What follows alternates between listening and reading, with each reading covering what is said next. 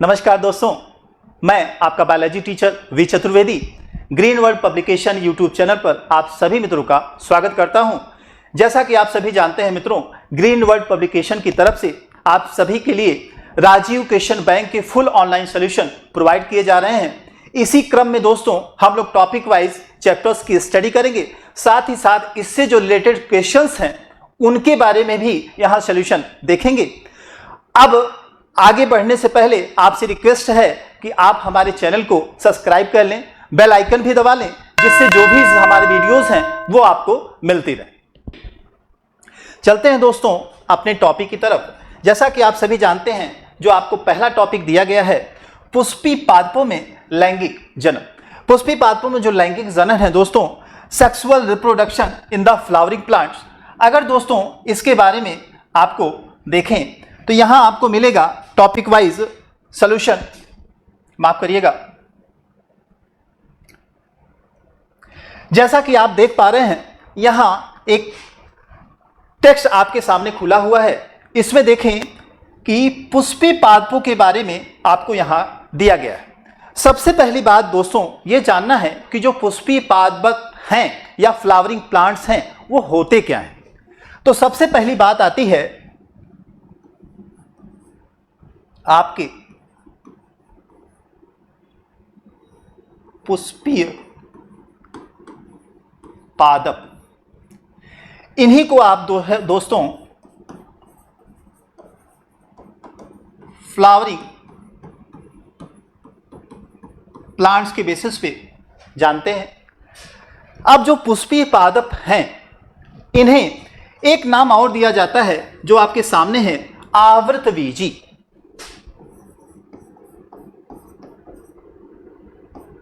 आवृत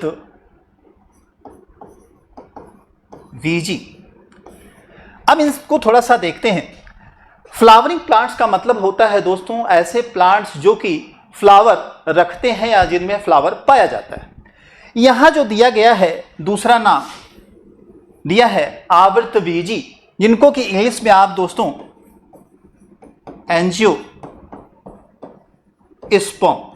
एंजियोस्पर्म के बेसिस पे जानते हैं। दोस्तों थोड़ा सा इसको समझने का प्रयास करेंगे कि जो चैप्टर का नाम दिया गया है उसको किस आधार पर दिया गया।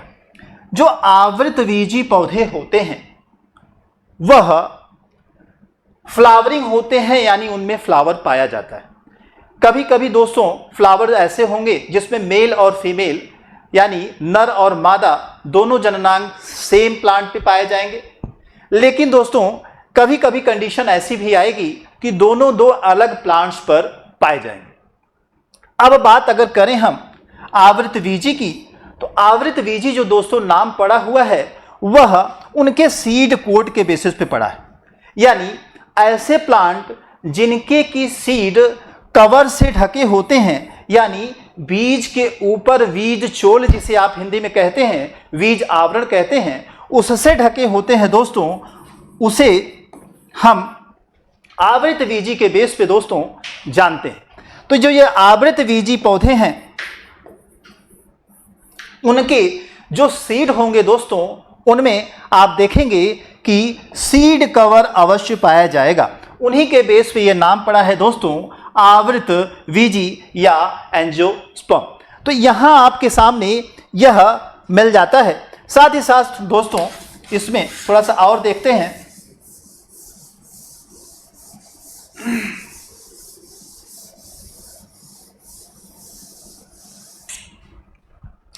जैसा कि आप यहां पढ़ेंगे उसमें सबसे पहली जो बात आई है दोस्तों वो आई है किसकी, पुष्प, या जिसे आप दोस्तों कहते हैं क्या, फ्लावर की। पुष्प या फ्लावर की। तो फ्लावर जो है दोस्तों यह रिप्रोडक्टिव और एक अट्रैक्टिव स्ट्रक्चर भी है प्लांट के अंतर्गत। सबसे बड़ा जो प्रश्न आपके सामने आता है कि पुष्प का जो विकास है वह किससे हुआ है, तो एक्चुअली ये दोस्तों मॉडिफिकेशन होता है किसका, सूट का या कह दें तना का।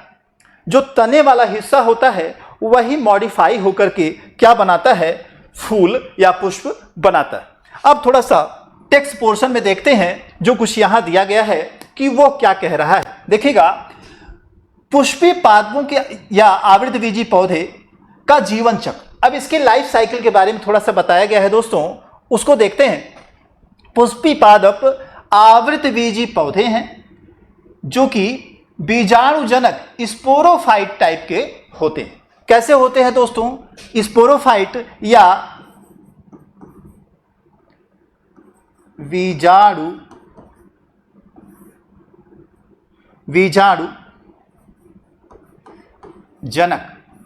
बीजाणुजनक या जिसे आप कहते हैं क्या, स्पोरोफाइट। अब मामला आता है कि यहां आप देख लें कि बीजाणु जो जनक है या स्पोरोफाइट है वो दोस्तों किन्हें कहते हैं। अगर दोस्तों हम स्पोरोफाइट की बात करें तो स्पोरोफाइट का मतलब होता है प्लांट अगर 2n कंडीशन में रहे, यानी क्रोमोसोम्स के बेसिस पे वह 2n स्थित में रहता है, तो हम उसको कहते हैं बीजाणुजनक या स्पोरोफाइट। एक अवस्था और दोस्तों आपने पढ़ी होगी एल्गी वगैरह में, जो कि लोअर प्लांट्स में पाया जाता है, जिसमें कि गैमेटोफाइट अवस्था होती है, जिसमें यन कंडीशन पाई जाती है।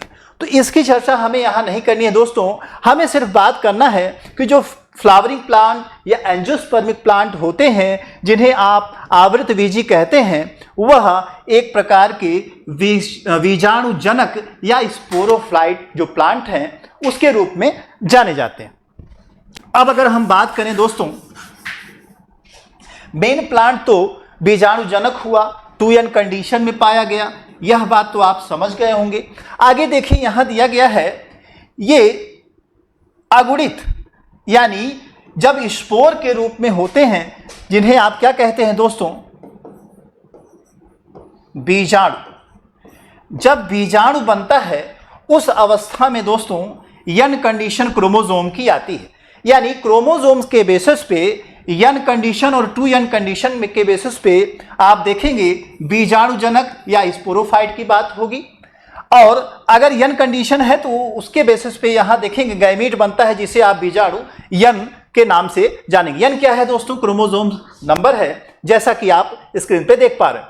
यहां आगे देखें क्या कह रहा है, दिया है इन पौधों में बीजाणु 2 प्रकार के होते हैं, अर्थात ये पौधे विषम बीजाणुक होते हैं।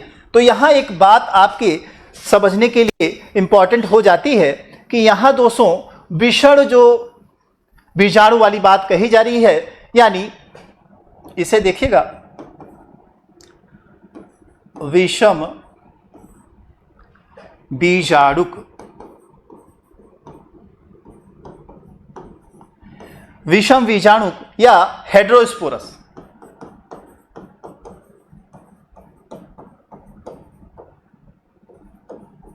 हेड्रोस्पोरस, ध्यान दीजिएगा दोस्तों, विषम बीजाणुक कैसी कंडीशन है? विषम बीजाणुक में इन्होंने क्या कहा कि इन पौधों में बीजाणु 2 प्रकार के होते हैं। मतलब अगर बीजाणु 2 प्रकार के बने तो दोस्तों इस कंडीशन को हम विषम बीजाणुजनक या हेड्रोस्पोरी नाम देते हैं। अब देखते हैं कि विषम बीजाणुजनक के बेसिस पे, हेड्रोस्पोरी के बेसिस पे किस तरह के गैमेट्स आपको देखने को यहाँ मिलेंगे या बीजाणु बन मिलेंगे। देखिए, एक आप जानते हैं नर, दूसरा जानते हैं मादा, ये मेल, और ये आप देखेंगे फीमेल।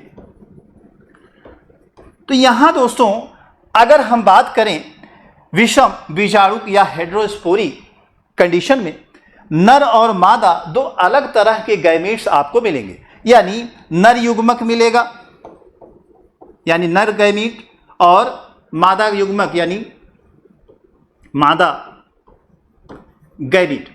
ये दोनों अलग अलग पाए जाने की वजह से ही दोस्तों जो एंजियोस्पर्मिक या कह दें आवृतबीजी प्लांट्स हैं दोस्तों, या फ्लावरिंग प्लांट्स हैं, उसे हम विषम बीजाणुक नाम देते हैं या हेड्रोस्पोरस कहते हैं। तो ये सेंटेंस में आपको यहां दिखाई दे रहा है। साथ ही साथ दिया गया है, आगे देखिएगा, बीजाणुओं को लघु या सूक्ष्म बीजाणु, जिसे माइक्रोस्पोर के बेसिस पे, या दीर्घ बीजाणु मेगास्पोर के बेसिस पे जानते हैं। यानी नर युग्मक बने या मादा युग्मक बने, इनमें एक क्या होता है, साइज में बड़ा होता है, जिसको हम क्या कहते हैं, गुरु बीजाणु या मेगास्पोर कहते हैं।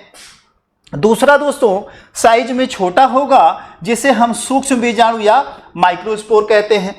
तो जो नर युग्मक होता है दोस्तों, वह देखेंगे साइज में छोटा होता है और माइक्रोस्पोर या सूक्ष्म बीजाणु, यहां देखेंगे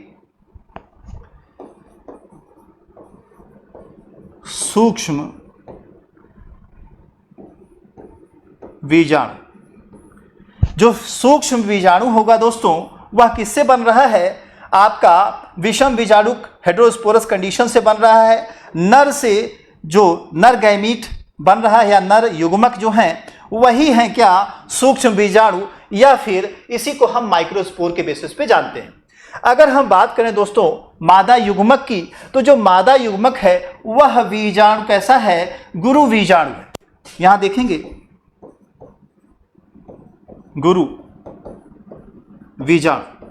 तो जो दोस्तों गुरु बीजाणु होता है, उसी को हम मेगास्पोर के नाम से भी जानते हैं। इंग्लिश टर्म समझते रहिएगा, मेगास्पोर।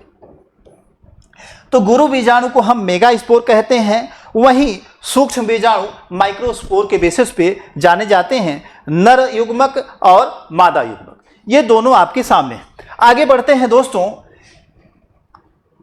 अंकुरित होकर के क्रमशः नर युग्म उद्भवित यानी गैमेटोफाइट का निर्माण करते हैं। इन्हीं के द्वारा युग्मक गैमीट्स का क्या करता है, निर्माण होता है। नर और मादा युग्मक मिलने की क्रिया को क्या कहते हैं, निषेचन कहते हैं। इस प्रकार बनी हुई कोशिका टूयन या जाइगोट कहलाती है। यही कोशिका भ्रूण एम्ब्रियो का निर्माण करती है। यानी दोस्तों यहाँ आपने देखा क्या, सूक्ष्म बीजाणु, यहाँ क्या देखा, गुरु बीजाणु। इनका आपस में जब फ्यूजन होता है, तो यहाँ देखेंगे दोस्तों ऊपर वाले पोर्शन में जब फ्यूजन होता है, तो उसी को हम यहाँ क्या नाम देते हैं, निषेचन या फर्टिलाइजेशन। अब जब फर्टिलाइजेशन हो गया इनके आपस में फ्यूजन से, तो दोस्तों बनने वाली जो पहली कोशिका होगी वह क्या कहलाएगी, कहलाएगी युग्मनज, या इसी को आप जो है दोस्तों जाइगोट नाम देते हैं। अब दोस्तों यही जो जाइगोट वाला पोर्शन होगा, यही आप देखेंगे जाइगोट का जो पोर्शन है दोस्तों, यही फर्दर डिवीजन करेगा। मारुला, गैस्ट्रुला, ब्लास्टुला, इस तरह की जो अवस्थाएं हैं, वह अवस्थाएं आएंगी। उन्हीं के बाद जो डेवलप करके बनेगा, उसे दोस्तों आप क्या कहेंगे, उसे कहेंगे भ्रूण या एम्ब्रियो। तो इस तरह से दोस्तों आपको एम्ब्रियो मिल गया।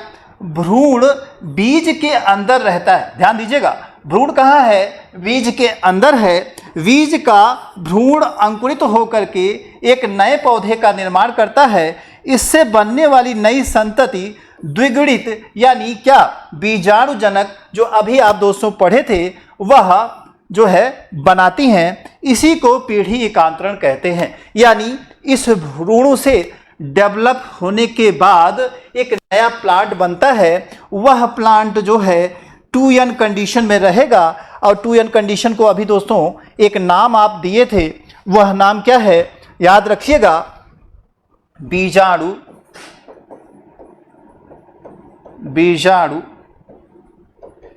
जनक। बीजाणु जनक, तो बीजाणु जनक कहते हैं 2n कंडीशन में, जिस कंडीशन में मेन प्लांट पाया जाएगा, मुख्य जो पौधा है वह पाया जाएगा। अब दोस्तों यहाँ एक वर्ड दिया गया है, पीढ़ी एकांतरण या अल्टरनेशन ऑफ जनरेशन। थोड़ा इस चीज को समझते हैं कि अल्टरनेशन ऑफ जनरेशन दोस्तों एक्चुअली है क्या। कोई भी ऑर्गेनिज्म जब हम वर्ड नाम दे देते हैं, या जीव कह देते हैं तो उसमें प्लांट और एनिमल दोनों की बातें दोस्तों आती हैं। यहां आप पाएंगे कि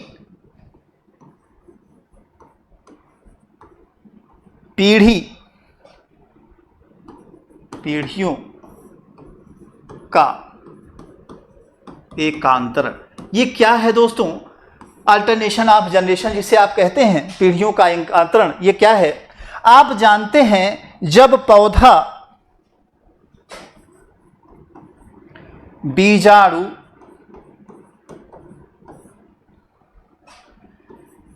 जनक या इसी को आप कहते हैं दोस्तों स्पोरोफाइट, इस अवस्था में रहता है, तो इनमें क्रोमोसोम की जो संख्या होती है वो क्या होती है?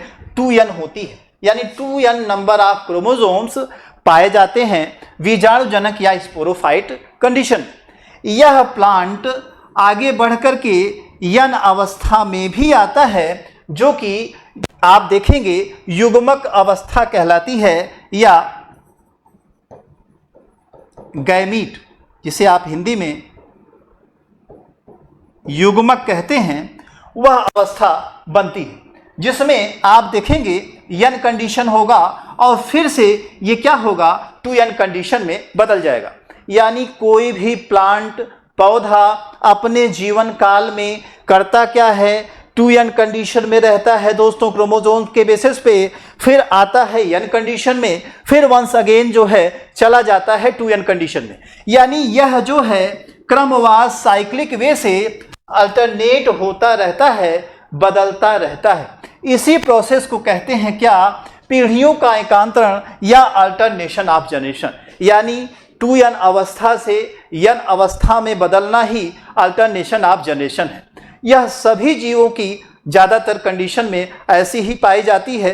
अब एक चीज़ और यहाँ ध्यान दीजिएगा, जिस अवस्था में पौधा होगा, प्लांट होगा, वह एंजियोस्पर्म में 2n है, लेकिन जिसमें n और 2n अवस्था जितनी बड़ी होगी उसी के बेस पे उसका नाम दिया जाता है। यानी स्पोरोफिटिक प्लांट या बीजाणु जनक जो पौधा है वही कहलाएगा जिसमें 2n की अवस्था क्या हो? ज़्यादा समय तक हो या बड़ी हो। वहीं n कंडीशन की अवस्था जो होगी वो क्या होगी दोस्तों? छोटी होगी। तो यहाँ आपने 2-3 बातें जस्टिफाई की, क्लियर किया। क्या? पुष्पी पादप या आवृतबीजी क्या है? पुष्पी पादप यानी हो गया फ्लावरिंग प्लांट्स। फ्लावरिंग प्लांट्स को ही हम आवृतबीजी कहते हैं। क्यों कहते हैं? क्योंकि इनके बीज के ऊपर आउटर कवरिंग या बीज चोल जिसे आप हिंदी में कहते हैं वो पाया जाता है। मेन प्लांट जो होता है दोस्तों बीजाणु जनक या 2n कंडीशन में होगा। साथ ही साथ जब गैमीट बनेंगे तो गैमीट क्या होंगे? वह n कंडीशन में होंगे। 2 तरह के गैमीट बनने की वजह से दोस्तों आपका क्या कहलाएगा? विषम बीजाणु जनक या हेड्रोस्पोरस कहलाएगा। एक होगा दोस्तों नर युग्मक, दूसरा होगा मादा युग्मक। दोनों आपस में दोस्तों फ्यूज करेंगे। इनके फ्यूजन के बाद भ्रूण बनेगा। भ्रूण के डेवलपमेंट से धीरे धीरे आप देखेंगे सीड, और सीड के बाद फिर आप आगे पाएंगे कि नया पौधा ग्रो अप करेगा। तो इस तरह से पूरी साइकिल आपको मिलेगी, जो कि आपके पहले टॉपिक में दिया हुआ है। आप देखेंगे पुष्पी पादपों का जीवन चक्र। जीवन चक्र से मतलब ही होता है दोस्तों कि उनकी पूरी लाइफ जो है उसके साइक्लिक फॉर्म में मूव आउट करती है या घूमती रहती है। अब दोस्तों हम बात करेंगे अगले टॉपिक के बेसिस पे, जो यहाँ है। जैसा कि हमने अभी आपको कुछ देर पहले ही बताया था, क्या पुष्प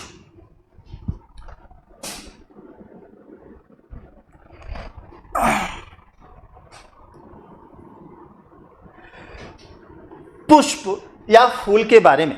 अब देखिए दोस्तों, आवृतबीजी जो पौधे हैं उनमें जो पुष्प है या फूल है वह मेन आर्गन होता है जो रिप्रोडक्शन या जनन के काम आता है। अब इनमें देखें, आपके सामने एक फ्लावर का डायग्राम है और उसमें कुछ चीज़ें आपको यहाँ दी गई हैं। अब यहाँ आपको ध्यान देना है कि फ्लावर में क्या क्या चीज़ें इंपॉर्टेंट है। अगर आप जनन के बेसिस पे ध्यान देंगे दोस्तों तो 4 मुख्य भाग हैं। पहला यहाँ देखिए दिया गया है जायान, दूसरा दिया गया है दोस्तों पुंकेसर, तीसरा दिया गया है दल, और यहां चौथा है वाह्यदल और नीचे है पेडंकल या पुष्पवृंत।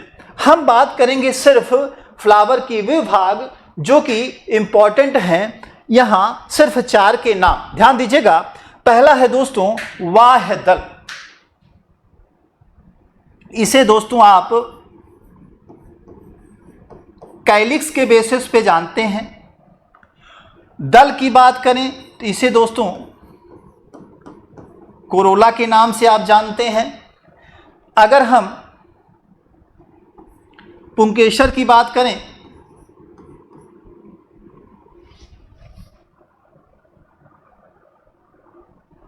तो आपको स्टामेन मिल जाएगा। और अगर हम बात करें यहां, आप यहां पहले लिख लें,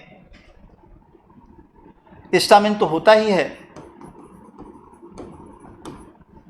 अभी इसका नाम और हम यहां लिख देंगे जायांग। यहां देखेंगे, यहां दोस्तों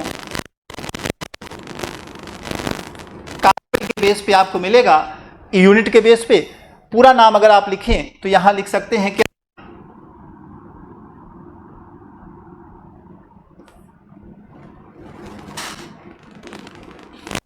पहले कार्पल देख लीजिए। कार्पल फ्लावर के अंदर दोस्तों 4 हिस्से आपको मिले, ध्यान से देखिए। यह रहा पुष्प, जिसे आपने क्या कहा, फ्लावर कहा। आपसे बात हुई कि जो फ्लावर है इनमें कुल 4 हिस्से आपको मिल रहे हैं, यानी 4 हिस्सों से मिलकर के फ्लावर बना है। जो सबसे पहला हिस्सा है उसे दोस्तों कहते हैं आप वाह्यदल। वाह्यदल, इसी को आप दोस्तों कैलिक्स के बेसिस पे जानते हैं इंग्लिश में। जो दूसरा हिस्सा है या दूसरा पार्ट है उसे दोस्तों आप दल के नाम से जानते हैं। यह दोस्तों कोरोला वाला हिस्सा बनाता है, कोरोला के नाम से आप जानते हैं। अगला हम बात करें अगर, तो मेल रिप्रोडक्टिव पार्ट के रूप में पुंकेसर पाया जाता है। और अगर मेल रिप्रोडक्टिव हिस्से की बात करें तो एंड्रोसियम आपको नाम मिलता है, इसी की यूनिट होती है पुंकेसर, जिसको दोस्तों आप स्टामेन के बेस पे जानते हैं। अब अगला जो पार्ट है वह फीमेल रिप्रोडक्टिव पार्ट है, यानी मादा जनन अंग, जिसको कि आप यहां नाम दे रहे हैं, नाम दे रहे हैं क्या, जायांग। ये जायांग क्या है दोस्तों, यही फीमेल रिप्रोडक्टिव हिस्सा है किसी भी फ्लावरिंग प्लांट्स का। अब जायांग को ही आप क्या कह सकते हैं, गायनीशियम। तो इस तरह से दोस्तों किसी भी फूल में ये 4 हिस्से होते हैं। अगर हम वाह्यदल की बात करें तो इसकी दोस्तों यूनिट यह होती है क्या, सेपल। अब यूनिट को समझिएगा, अलग अलग कंडीशंस में पंखुड़ियों के रूप में फ्लावर होते हैं दोस्तों। अगर मान लीजिए 5 पंखुड़ियां हैं, जैसा कि आप फ्लावर में यहां देख पा रहे हैं, तो इस एक हिस्से को क्या नाम देंगे, उसके बेस पे यहां आपको ध्यान देना है। देखिएगा, जो ग्रीन वाला पोर्शन सबसे नीचे होता है, जिसको आप वाह्यदल के बेस पे देखते हैं, ग्रीन वाला पोर्शन, वही जो है कैलिक्स है दोस्तों। अगर 5 पंखुड़ियों को कंबाइंड रूप से आप कहते हैं तो उसे आप कैलिक्स नाम देते हैं। लेकिन अगर दोस्तों एक पंखुड़ी की बात करें तो वहां दोस्तों जो यूनिट हो जाती है वो क्या हो जाती है, सेपल हो जाती है, या आप वाह्यदल के बेसिस पे एक पंखुड़ी की यहां कंसीडर करेंगे या बात करेंगे। अब अगर दूसरे स्ट्रक्चर की तरफ जाएं तो यहां देखिए दल है, या जिसे आप कोरोला कह रहे हैं। कोरोला भी 5 की संख्या में होता है और रंग वाला पोर्शन होता है, या कह दे कलरफुल भाग होता है, जो कि यहां हमने देखिए आपके सामने अंडरलाइन कर रखा है, या कह दें कलर कर रखा है। ये जो कलर वाला हिस्सा होता है यह भी दोस्तों ट्राइमेरस, पेंटामेरस और टेट्रामेरस होता है, यानी 3, 4 और 5 की कंडीशन में ज्यादातर पाया जाता है दोस्तों। अगर यह 5 की संख्या में है और कंबाइन हम नाम देते हैं तो वह नाम जो है दोस्तों कहलाता है क्या? दल कहलाता है। लेकिन अगर हम दोस्तों इसकी यूनिट की बात करें तो इसकी यूनिट जो होती है पेटल कहलाती, ठीक है। आगे बात करें पुंकेसर की, एंडोसियम की, तो एंडोसियम जो है मेन जो मेल रिप्रोडक्टिव स्ट्रक्चर है वो दोस्तों क्या है? एंडोसियम है। और इसकी जो यूनिट है वो क्या है? स्टामिन है, ठीक है। अब देखिएगा जायांग में जो मेल रिप्रोडक्टिव स्ट्रक्चर है वो जायांग या गायनीसियम है। अगर यूनिट की बात करें तो दोस्तों कार्पेल और कहीं कहीं दोस्तों पिस्टिल नाम आपको मिलता है। ये दोनों टर्म आपको इस वजह से सिर्फ बताए जा रहे हैं कि आपसे कभी कभी पूछ दिया जाता है कि जो दल है उसकी यूनिट कौन सी होगी, तो उसके बेस पे आपको यहाँ नाम जो है याद रखना है कि दल की यूनिट क्या है और यूनिट्स आपके सामने है। जैसा कि आपको स्टार्टिंग में ही फूल के बारे में एक चीज हमने बताई थी जो आपको मेमोराइज होगा, क्या कि जो फूल है एक्चुअली मॉडिफिकेशन है किसका? रूपांतरण है किसका? तने वाले हिस्से का, यानी तना ही रूपांतरित होकर के फूल बनाता है। दूसरी सबसे इंपॉर्टेंट बात कि यहां दोस्तों जो ऊपर के दो ये पोर्शन आपको हम दिखा रहे हैं, वाहेदर और दल चक्र, ये क्या होते हैं? सिर्फ जो है अट्रैक्शन के लिए होते हैं और हेल्पफुल होते हैं, इस नाते इनको हम एसेसरी पार्ट कहते हैं। याद रखिएगा, एसेसरी पार्ट। लेकिन दोस्तों जो नीचे के दो हिस्से हैं, जो नीचे आप यहां देखे हैं, ये दोनों जो पार्ट होते हैं यह क्या होते हैं? आवश्यक होते हैं और रिप्रोडक्टिव होते हैं। तो इनको हम नेसेसरी पार्ट के अंतर्गत देखते हैं। यानी इनकी अनुपस्थिति में, यानी ये जो नीचे वाला पोर्शन है, इनकी अनुपस्थिति में कभी भी पुष्पीय जो पौधा होगा वह रिप्रोडक्शन नहीं कर सकता। अगर रिप्रोडक्शन होना है तो दोस्तों यह पोर्शन आपको चाहिए होगा फ्लावर में। और बाकी ये जो ऊपर वाला वाहदर और दल है यह सिर्फ अट्रैक्शन के लिए है, पॉलिनेशन या परागण के काम आ सकता है। बाकी एसेसरी हिस्से में यह कंसीडर किया जाता है, मेन रिप्रोडक्टिव आर्गन नहीं है। उम्मीद है इतनी बातें आपको दोस्तों समझ में आई होंगी। बढ़ते हैं दोस्तों अगले पार्ट की तरफ। देखिए दोस्तों यहां दिया गया है नर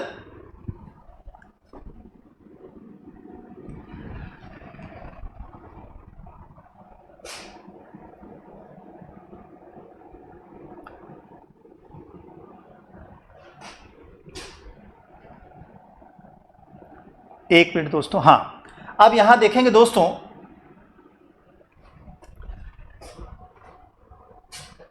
फिर से वही टॉपिक आ जा रहा है, जस्ट वेट।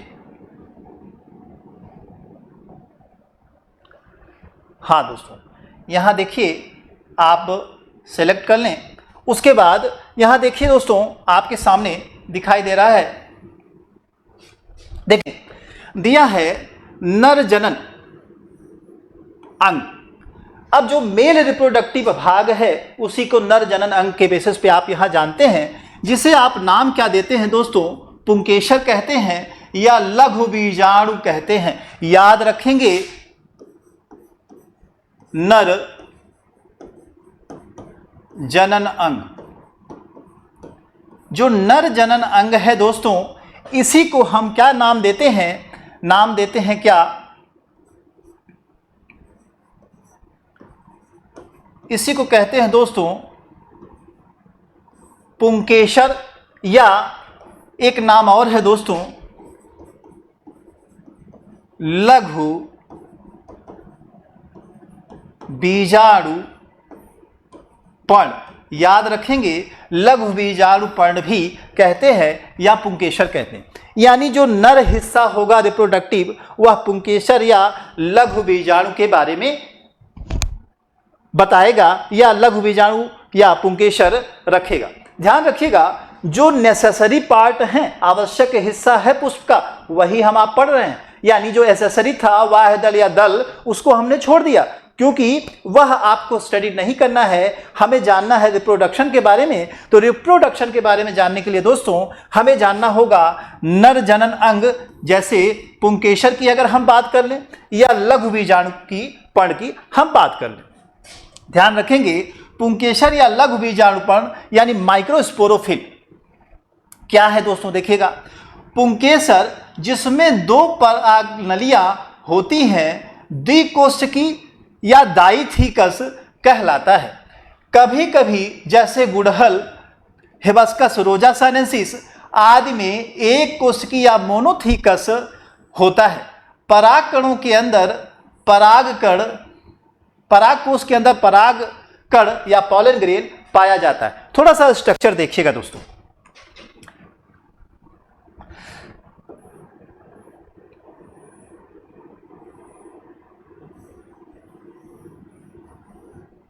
ध्यान दीजिए, यह दोस्तों पुंकेसर या स्टामेन का हिस्सा है। स्टामेन, इस स्टामेन में दोस्तों यह क्या है, एंथर वाला भाग है और यह दोस्तों फिलामेंट वाला भाग है। तो एंथर और फिलामेंट ये पूरा कहलाया क्या, आपका स्टामेन। इसी को हम हिंदी में क्या कह रहे हैं, पुंकेसर कह रहे हैं या लघु बीजाणुपर्ण कह रहे हैं। अगर दोस्तों इस पोर्शन को आप अलग करके देखें ये वाला सेक्शन के बेसिस पे,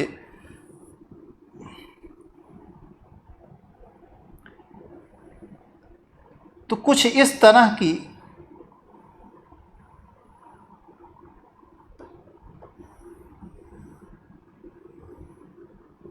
कंडीशन लिए हुए चैम्बर्स दोस्तों आपको दिखाई देंगे, क्योंकि यह दोस्तों एक लोब ये, एक लोब ये, दो लोब ऐसा बना हुआ होता है। इसी को एक हिस्से को दोस्तों एक, दूसरे को दूसरा लोब नाम देते हैं। इसी के बेस पे यहाँ नाम दिया गया है द्विकोष्ठकी, यानी अगर दो कोष्ठक जैसे स्ट्रक्चर पाए जाएं, इसको दोस्तों ऐसे सेक्शन काटा गया है, याद रखिएगा। इस सेक्शन को जब देखा गया है तो ऐसा दो लोब पाया गया है जो आपस में ऐसा जुड़ा हुआ है।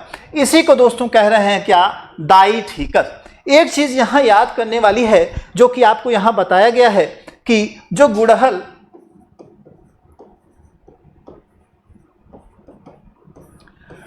का जो पौधा है दोस्तों, जिसे आप हिबिस्का रोजा साइनेंसिस के बेस पे यहां देख पा रहे हैं, हिबिस्का जो रोजा साइनेंसिस है उनमें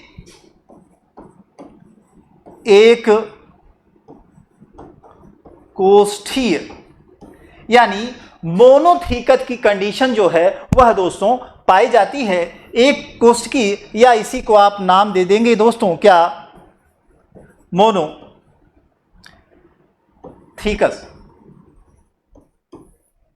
दोस्तों पहले लेक्चर से ही मैं एक चीज आपको यहां क्लियर कर दूं कि जो इंग्लिश के टर्म हैं उनको आप अपने साथ रखे रहिएगा। एक तो आप एग्जाम में यूज करेंगे तो उससे दोस्तों आपका जो मार्क्स है वह भी इंप्रूव करेगा, और आप यूपी बोर्ड के जो बच्चे हैं वो अच्छे मार्क्स ला भी रहे हैं। और जो चैनल है आपको इसीलिए दिया गया है कि आप भी 95, 96 और 99 नंबर ले आएं और हमें हमारी मेहनत का एहसास कराएं कि हाँ हमने मेहनत किया। तो इस तरह से दोस्तों ये नाम तो आपको इंपॉर्टेंट है, यहाँ एग्जाम के पॉइंट ऑफ व्यू से नंबर बढ़ाएगा ही, साथ ही अगर आप मेडिकल के स्टूडेंट हैं, फ्यूचर में मेडिकल में जाना चाहते हैं, तो ये सारे टर्म्स आपको वहां मिलने लगेंगे जब आप प्रिपरेशन में चीजें पढ़ना शुरू करेंगे। तो ये इंपॉर्टेंट है, तो कभी भी इस इंग्लिश टर्म को आप छोड़िएगा नहीं, इसको आपको लेकर के आगे बढ़ना है। तो इतने पोर्शन में हमें उम्मीद है आपकी जो ज्यादातर चीजें हैं वो क्लियर हैं। हाँ यहां देखिएगा, इन्होंने एक चीज और कहा, परागकोश के अंदर क्या होता है, परागकण होता है। परागकोश है क्या दोस्तों, ये वाला हिस्सा क्या है, परागकोश। कौन सा, ये वाला हिस्सा क्या है, ये क्या है, परागकोश है, ये वाला हिस्सा। इसी परागकोश में छोटे छोटे दाने के समान स्पोर जो है पाए जाते हैं, जिसको हम क्या कहते हैं, परागकण कहते हैं। क्या कहते हैं दोस्तों, परागकण। इंग्लिश में कहते हैं दोस्तों पॉलन ग्रेन। तो जो परागकण या पॉलन ग्रेन है दोस्तों, यही क्या है, मेल गैमीट है या नर युग्मक है। यह क्या करेगा, फीमेल गैमीट या मादा युग्मक के साथ फ्यूजन करके आगे की प्रोसेसिंग को कंटिन्यू करेगा। तो यहां ध्यान दीजिएगा, जो पॉलन ग्रेन है वह क्या है, दाने के समान संरचना होती है, जिसमें दो लेयर है दोस्तों, एक बाहर की तरफ होती है और एक दोस्तों अंदर की तरफ होती है। बाहर की तरफ को आप क्या कहते हैं, एक्साइन कहते हैं, और जो अंदर होता है उसको इंटाइन कहते हैं। ये नाम दिया जाता है, ये है स्पोर, क्या, नर युग्मक इसे आप कह सकते हैं, या इसे कह दें परागकण, है ना, यही क्या है, परागकण है। तो उम्मीद है ये बातें आपको दोस्तों क्लियर हुई होंगी। अब दोस्तों बढ़ते हैं हम लोग अगले पोर्शन की तरफ, देखते हैं अगला पोर्शन क्या कह रहा है। जो आपका क्वेश्चन बैंक है दोस्तों, उसमें अब बात करता है किसके, परागण की या पॉलिनेशन की। अब परागण या पॉलिनेशन दोस्तों क्या है, इसको ध्यान से देखिएगा, माफ करिएगा।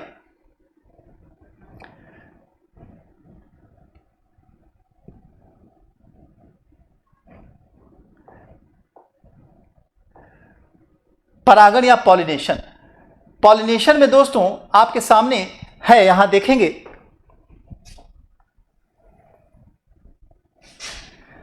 दिया है परागण, परागण जिसे आप क्या नाम दे रहे हैं, पॉलिनेशन। परागण या पॉलिनेशन क्या है, जैसा कि आप सभी जानते हैं दोस्तों, जो फीमेल रिप्रोडक्टिव स्ट्रक्चर है उसमें यह वाला हिस्सा कहलाता है स्टिग्मा।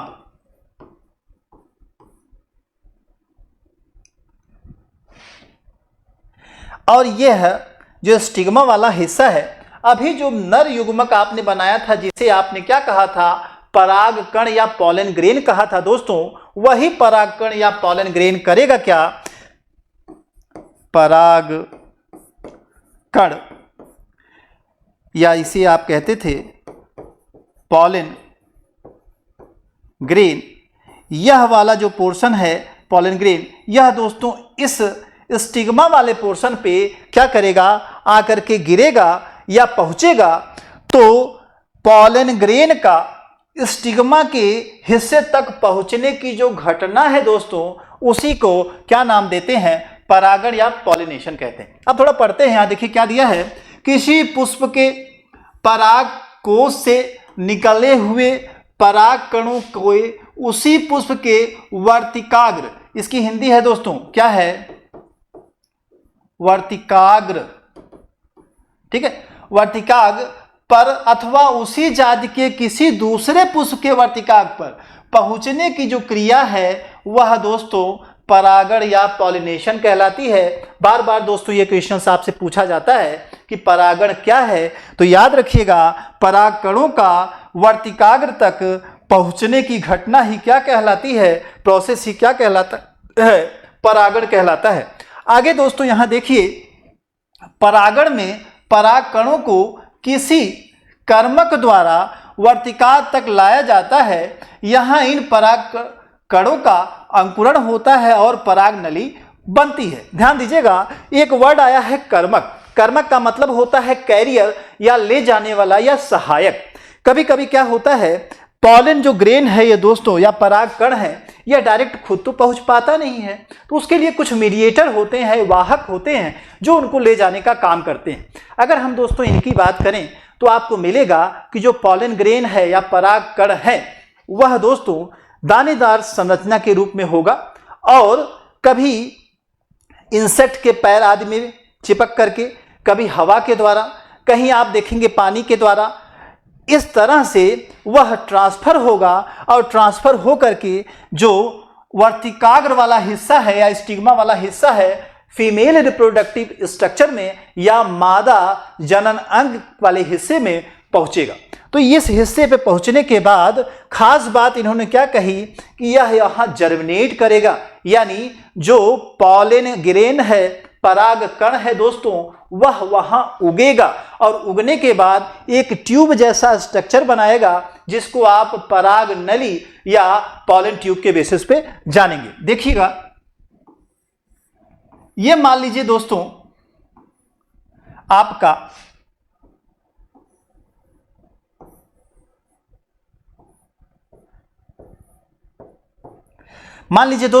यह हिस्सा आपका वर्तिकाग्र है।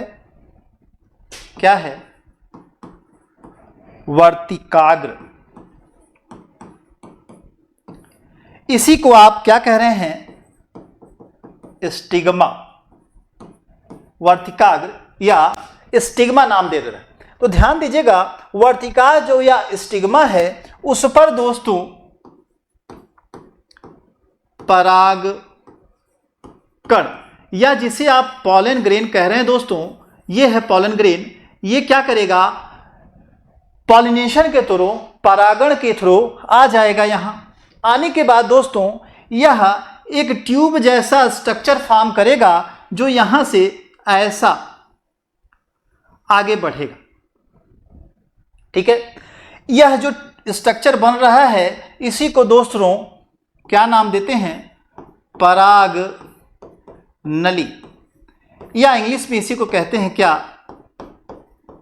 Pollen tube. तो पराग नली या पॉलन ट्यूब यहां आपको देखने को मिलेगी जिसमें दो गैमीट होंगे, एक आगे होगा और एक पीछे होगा। दो गैमीट ऐसे पाए जाएंगे।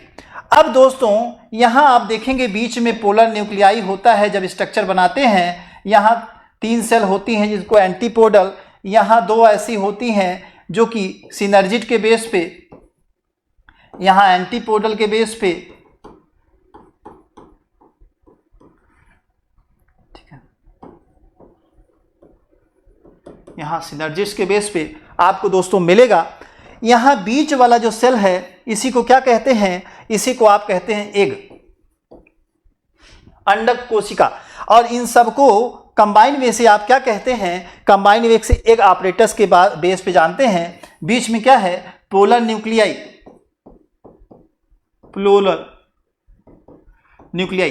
तो इस तरह से आप देखेंगे कि स्ट्रक्चर होगा। लेकिन अभी हमको सिर्फ ये बात यहाँ समझनी थी कि जब पराग कण यहाँ गिरेगा तो गिरने के बाद एक ट्यूब जैसा स्ट्रक्चर बनाएगा जिसको हम नाम देंगे पराग नली या पॉलन ट्यूब। यहाँ तक की बात हो गई दोस्तों। अब देखिए, यह जो परागण है, पॉलिनेशन है, वह 2 तरीके से हो सकता है। कौन सा 2 तरीका है? ध्यान दीजिएगा। पहला है दोस्तों सेल्फ पॉलिनेशन, जिसे आप नाम याद रखिएगा ऑटोगैमी कहते हैं। स्वपरागण या ऑटोगैमी। ज्यादातर दोस्तों इंग्लिश वर्ड यूज कर देता है ताकि आप कंफ्यूज हो जाएं।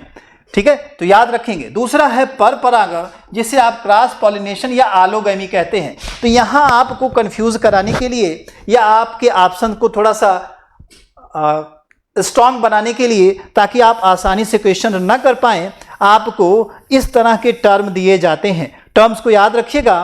पहला दिया है क्या दोस्तों? ऑटोगैमी। दूसरा दिया गया है दोस्तों क्या? आलोगैमी। तो दोस्तों ऑटोगैमी, आलोगैमी, इसे क्या कहते हैं दोस्तों? इसको स्वपरागण कहेंगे।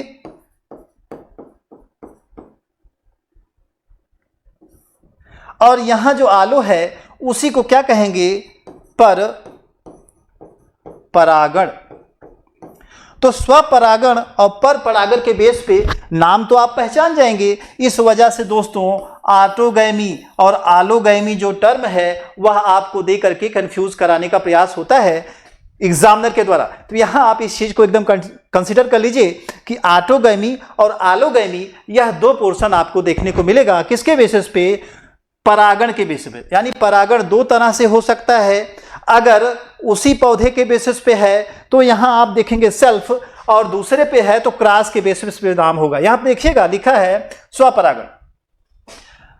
पराग कणों के उसी पुष्प के वर्तिकाग्र पर पहुंचने की क्रिया। यानी अगर सेम फ्लावर का नर युग्मक है, सेम फ्लावर का मादा युग्मक है, तो नर का स्टिग्मा या वर्तिकाग्र तक पहुंचने की नर युग्मक का जो घटना होगी या प्रोसेस होगा, उसमें आप जो नाम देंगे वो होगा स्वपरागण या ऑटोगैमी। ध्यान दीजिएगा, सेम फ्लावर या सेम प्लांट अगर होगा तब ऐसी कंडीशन आएगी। लेकिन दोस्तों अगर जो है यही जो पराग कण है वह उसी जाति के किसी दूसरे पौधे पर पहुंचे, उसी पुष्प जो प्लांट है उसका एक पुष्प, जैसे मान लीजिए मेल रिप्रोडक्टिव स्ट्रक्चर जो बना है, या कह दें नर युग्मक जो है जिसे आप गैमीट के बेसिस पे, नर युग्मक के बेसिस पे जानते हैं परागकण, वह परागकण एक पुष्प का किसी उसी जाति के दूसरे पौधे के पुष्प पर पहुंचे, तो यह जो घटना है वह आलोगैमी या पर परागण या क्रॉस पॉलिनेशन के बेस पे जानी जाएगी। तो यह इतना पोर्शन दोस्तों आपको यहां समझाने का प्रयास किया गया है। तो हम लोग पुष्पीय जो फैमिलीज हैं या कहते हैं एंजियोस्पर्मिक जो प्लांट हैं या पुष्पी पादपों में कैसे रिप्रोडक्शन होता है, उनकी लाइफ हिस्ट्री में सबसे पहले जान रहे थे क्या कि पुष्प क्या है, फिर नर युग्मक क्या है, फिर उसमें देख रहे हैं कि परागण कैसे होता है। अब बात करते हैं दोस्तों अगले पोर्शन की, जो हमें आपको यहां थोड़ा सा ध्यान के बेसिस पे यहां हमें ध्यान देने की जरूरत है। हमारा ध्यान यहां होना चाहिए। क्या है दोस्तों, देखिए दिया है बीजांड की संरचना, structure of ovule. Most important thing is there that, यहां सबसे इंपॉर्टेंट चीज है कि ओयूल है क्या। अब ओयूल क्या है दोस्तों, ये चीज दोस्तों आपको यहां बतानी पड़ेगी कि ओयूल है क्या। देखिए क्या कह रहा है, एक परिपक्व यानी मेच्योर बीजांड लगभग गोल संरचना है। एक बीजांड पर प्रायः दो आवरण या इंटीगुमेंट जिसे आप कहते हैं बाह्य तथा अंतः अध्यावरण होने के कारण बाइटेगमिक होता है। एक स्थान पर एक छिद्र बीजांड द्वार या माइक्रोपाइल होता है। दोनों आवरणों के अंदर एक विशेष पोषक ऊतक बीजांडकाय या न्यूक्लियस पाया जाता है। अब थोड़ा इनको डायग्राम के बेसिस पे आप यहां देखें दोस्तों और उसको समझें। हम यहां आपको बना करके दिखाएंगे। देखिएगा, एक ओयूल का स्ट्रक्चर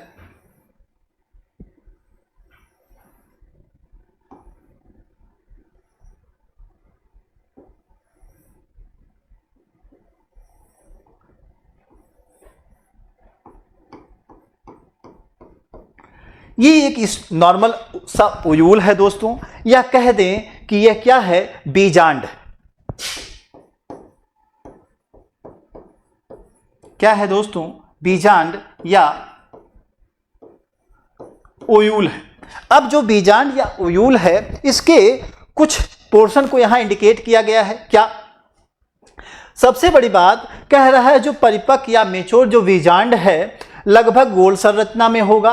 बीजांड पर प्रायः दो आवरण होते हैं।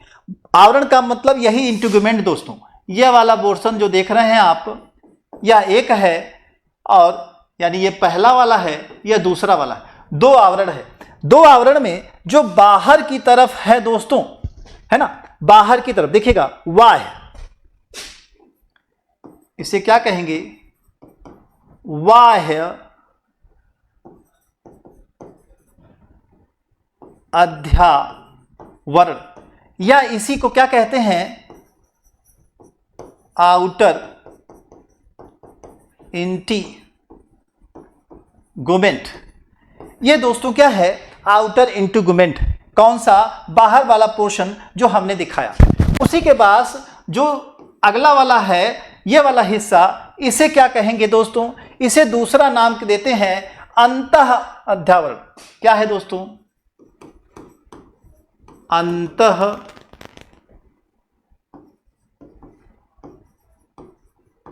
अध्यावरण। क्या है, अंतः अध्यावरण। तो यानी दो पोर्शन मिला, बाहर और अंदर। एक है बाह्य अध्यावरण जिसे आउटर इंटीगुमेंट कहते हैं, दूसरा है अंदर की तरफ जिसे अंतः या क्या कहेंगे इनर इंटीगुमेंट। क्या कहेंगे इनर। दोस्तों इंटीगुमेंट वही है और इनर पोर्शन सिर्फ बाद यहां जो है सेंटेंस के रूप में जुड़ जाएगा। अब थोड़ा सा आगे वाले पोर्शन में और बढ़ते हैं, चीजें देखते हैं क्या कह रहा है। अगर दोनों इंटीगुमेंट पाए जा रहे हैं तो यहां एक नाम दे रहा है दोस्तों बाइटेगमिक। याद रखेंगे बाइटेगमिक, ये वर्ड याद रखिएगा क्योंकि हिंदी इंग्लिश दोनों क्या है समान दिया गया है। दो इंटीगुमेंट पाया जाता है नॉर्मल कंडीशन में, तो नॉर्मली दो इंटीगुमेंट है तो इसको हम बाइटेगमिक कंडीशन नाम देंगे दोस्तों। अब बात होती है एक स्थान पर छिद्र होता है जिसे आप क्या कहते हैं माइक्रोपाइल, यानी यह जो स्थान है यहां आपको छिद्र दिखाई दे रहा है, इसी को दोस्तों क्या कहते हैं बीजांड द्वार। बीजांड द्वार, माफ करिएगा दोस्तों, द्वार, ठीक है। इसी को हम इंग्लिश में क्या कहते हैं दोस्तों माइक्रोपाइल। माइक्रोपाइल रीजन कहलाता है जिधर खुला हुआ हिस्सा होता है, जस्ट उसके अपोजिट दोस्तों चैलेंजल हिस्सा होता है और इधर जो है माइक्रोपाइलर हिस्सा होता है। अब देखिए दोस्तों आगे दिया है दोनों आवरणों के अंदर एक विशेष पोषक युतक होता है, यानी इन दोनों आवरण के बाद यह वाला जो हिस्सा है दोस्तों जिसे हम डॉटेड लाइन से यहां इंडिकेट कर रहे हैं, देख लीजिएगा यह जो पोर्शन है इसमें क्या होता है सेल्स भरी होती हैं और इसी सेल्स को दोस्तों क्या कहते हैं बीजांड काय या इंग्लिश में न्यू सेलस नाम देते हैं क्या बीजांडकाय या न्यूसेलस। तो आप यहां देखें न्यूसेलस या बीजांडकाय जो यह वाला हिस्सा है एम्ब्रियोसैक जिसे आप कह रहे हैं उसके चारों तरफ पाया जा रहा है और इंटीगुमेंट के अंदर वाले हिस्से में। तो यहां तक की बात आपको यहां समझाई गई है। थोड़ा सा यहां देखें दोस्तों जो डायग्राम दिया गया है, यहां देखिए यही जो ओयूल है यहां बनाया गया है। यहां दोस्तों इस वाले पोर्शन को आप देखें जिसे कहा गया है रेफी। अंदर वाला जो हिस्सा ये वाला है इसे भ्रूणकोश या एम्ब्रियोसैक नाम दिया जा रहा है। इसे फ्यूनिकिल या बीजांड वृत्त के बेसिस पे जाना जाता है। यह है दोस्तों फ्यूनिकिल, यहां दोस्तों है हिलम, है ना। तो ये आपको भ्रूणकोश या एम्ब्रियोसैक, एम्ब्रियोसैक यह नाम मिल जाएगा आपको एम्ब्रियोसैक के बेसिस पे। अब देखिए दोस्तों यह जो यहां पोर्शन दिया गया है थोड़ा सा देखेंगे, जो अंदर वाला हिस्सा है जिसको आप एम्ब्रियोसैक कहते हैं उसको इनलार्ज करके यहां आपको देखना है।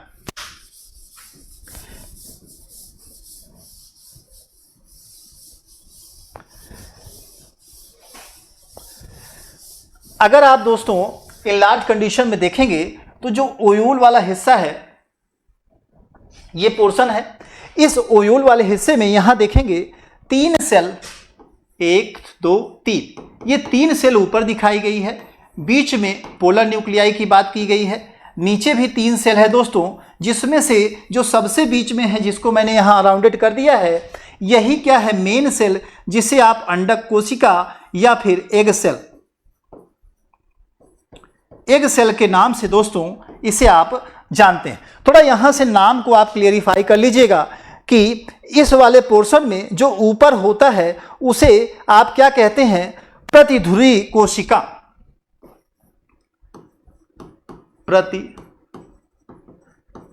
ध्रुवीय कोशिका। इंग्लिश में दोस्तों इसी को एंटीपोडल सेल्स के बेसिस पे इसे जानते हैं। अब दोस्तों आगे बढ़ें तो यहाँ ध्रुवी जो सेल्स है वो पाई जाती है 2 न्यूक्लियाई के साथ, और उसको ध्रुवी केंद्रक के बेस पे आप जानते हैं।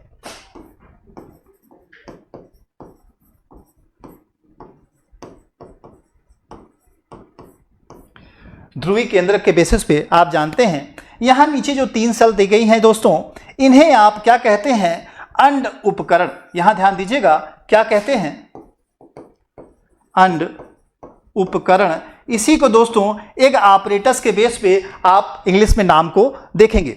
इनमें दोस्तों खास बात आपको याद रखनी है, 1 2 3 4 5 6 7 सेल स्ट्रक्चर होता है, 7 कोशिकीय स्ट्रक्चर होता है, लेकिन जो न्यूक्लियस का है वह 1 2 3, 2 यहां दोस्तों और 3 यहां, सब मिलाकर के नंबर ऑफ न्यूक्लियाई देखें तो 8 न्यूक्लियाई या 8 केंद्रक पाए जाते हैं। यानी कोशिकाओं की संख्या 7 और केंद्रक की संख्या 8 आपको नॉर्मल एम्ब्रियो में देखने को मिलेगा। जबकि आप जानते हैं कि जो एम्ब्रियो सैक है वो 2 तरह का होता है, एक पॉलीगोनम टाइप का, दूसरा ओन्थेरा टाइप का। इसका डिस्कशन हम आप करेंगे नेक्स्ट वीडियो में। Thank you very much.